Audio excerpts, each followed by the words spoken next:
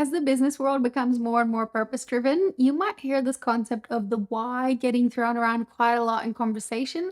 So I thought it would be quite interesting for us to cover it here from the perspective of how it kind of impacts your social media work, but also some looking at some examples of businesses who are doing this really well by actually integrating their business purpose into their day-to-day operations, but also into their marketing strategy as well. So let me first start by introducing you to Simon Sinek, who was the person who really brought this into mainstream conversation, and particularly as it relates to business growth.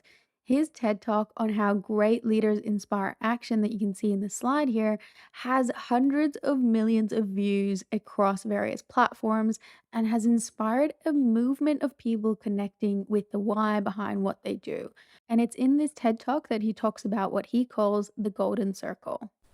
So, the golden circle essentially represents the way that most people and most companies operate, which is from the outside in. So, all people within an organization will know what it is that they do. But then, less of them will know how they actually do the things that they do. And then, even fewer will know why they do the things that they do. So, the premise here is that the most effective companies and people will work from the inside out. So, for these companies, what they do and how they do it is actually entirely driven by this why behind it all. So, even though the what and the how might change in the future, the why will always remain the same. So, his example of how this can be done within a company and a product based company is of Apple.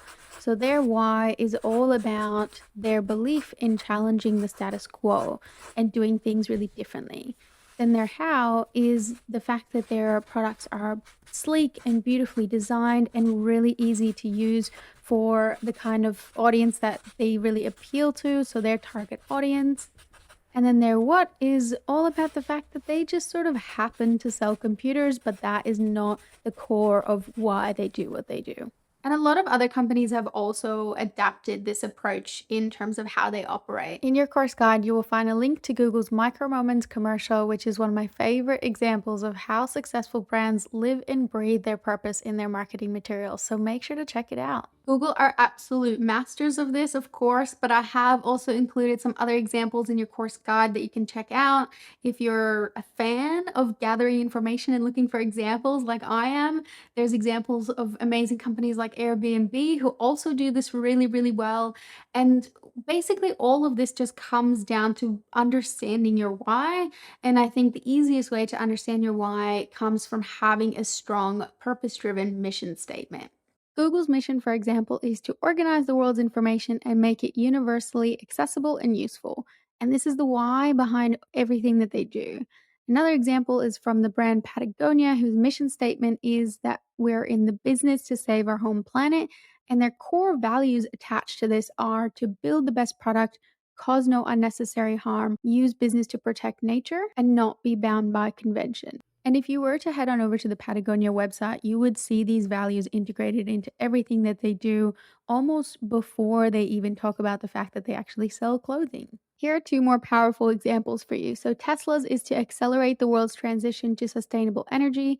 JetBlue's is to inspire humanity both in the air and on the ground. Notice these are all really short and to the point. So, let me share mine with you, which is to create a better digital world for creators and consumers. Having this in place has really helped me to decide on really big things in my business, like what clients to take on, what new skills to learn, what projects to approach, and things like that. But also in my actual personal and professional relationships that I build within my network. And not to mention, it also has really helped me to let go of projects that I would have maybe not been taking on for the right reasons. So sometimes it's really nice to have this in place as kind of a temperature check to go, is this something I want to pursue? Yes or no? And if it's a no, then potentially it's kind of creating room in your schedule and in your business to take on other things in the future that you can say yes to that are really aligned with that mission statement because you're able to confidently say, no, I'm sorry, this is not the right thing for me at this time because you know it's not really aligned with the purpose that you have set for your business.